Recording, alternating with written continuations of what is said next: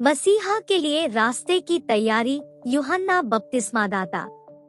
ऐसे समय में जब भूमि पर आध्यात्मिक अंधकार छाया हुआ था, जंगल से एक अकेली आकृति उभरी जो गहन महत्व का संदेश लेकर आई।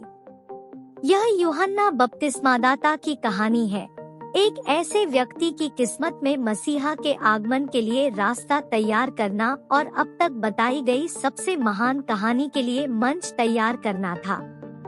हमारी कहानी एक बुजुर्ग दंपत्ति एलिजाबेथ और जकरिया से शुरू होती है, जो एक बच्चे के लिए गहरी आशा रखते थे।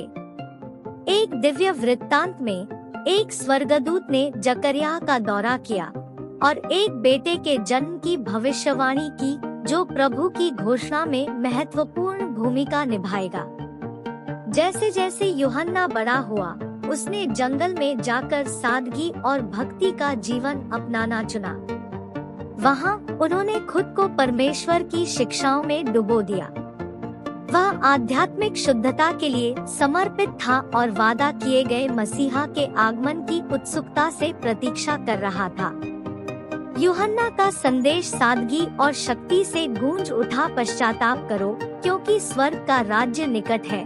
बड़ी संख्या में लोग उनकी ओर आकर्षित हुए, अपने पापों को स्वीकार किया और यरदन नदी में मन फिराव का बपतिस्मा प्राप्त किया, जो शुद्धता और नवीकरण का एक प्रतीकात्मक कार्य था। एक महत्वपूर्ण दिन जब यूहन्ना नदी में बपतिस्मा दे रहे थे, यीशु उसके पास आए।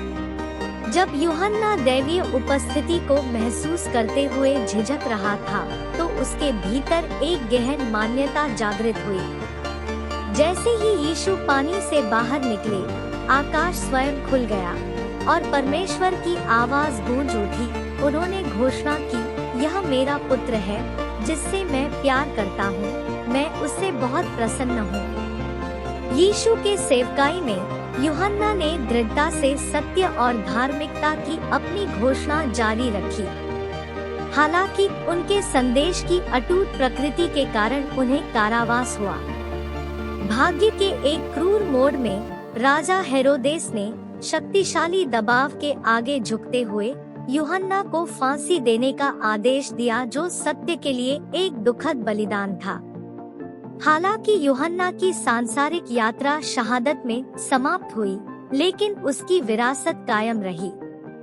पश्चाताप और मन फिराव के उनके स्पष्ट आह्वान ने दुनिया के उद्धारकर्ता यीशु के आसन्न आगमन की नींव रखी। जंगल की आवाज ने वास्तव में आशा और मुक्ति के सबसे गहरे संदेश का मार्ग प्रशस्त किया।